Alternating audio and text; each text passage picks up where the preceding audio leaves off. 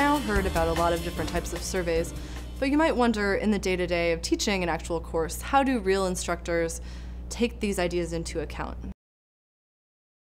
So concept inventories can be really useful because they allow you to capture over the course of a semester what the student successes and failures are. This can feed back for you both in terms of your design of the materials in the course. It can also help to focus your attention onto specific topic areas that the students are struggling with. So in general, we think of the inventories as a diagnostic tool. In other words, it's not really to separate the high-performing students from the low-performing students, but rather to give you a picture of what topics the student really struggles with.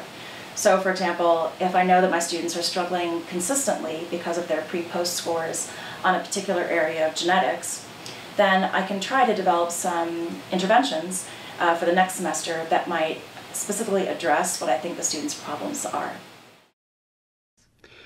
I use research-based pre-post tests in every class where there's one available, even if it's not 100% directly aligned with the course. As long as it's close enough, I can interpret the results and ignore, for instance, questions that are on the assessment that maybe I didn't feel were part of my course.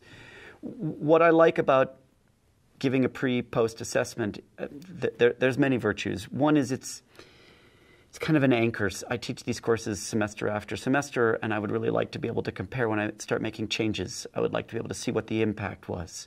Sometimes I implement some new strategy about a specific topic, and then you can look at the questions on the assessment related to that topic and see if they changed in a different way than the others. It really can be used in a lot of ways more subtle than just what was my score.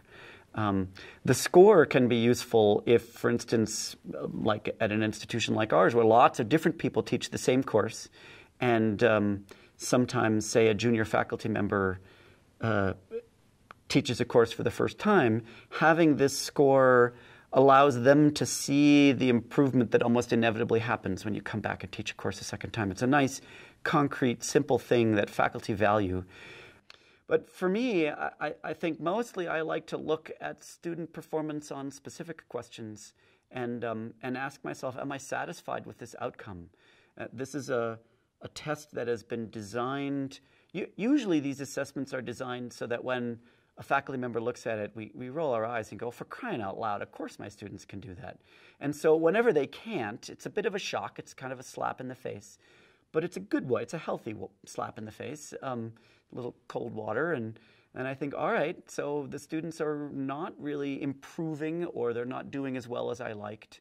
So what can we do about that? And often that will lead me to look into the literature or make some changes or try something new to see if we can do better.